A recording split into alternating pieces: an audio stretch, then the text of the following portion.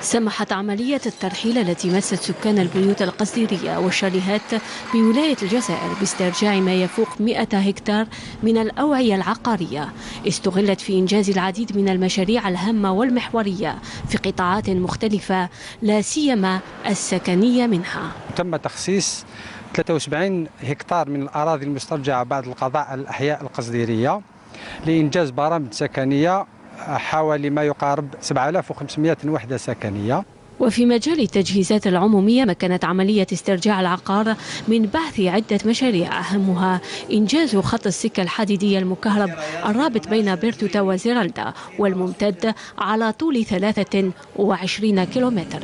هذه العملية سمحت بتسريح وإعادة بعث عدد من المشاريع، وعلى سبيل المثال مشروع تهيئة واد الحراش حيث تم القضاء على 3 مواقع قصديرية متموقعة على ضفاف الواد، إضافة إلى مشروع سد الدويرة الذي لم يتم تزويده بالمياه إلا بعد عملية إعادة الإسكان العائلات التي متواجدة في حافة السد.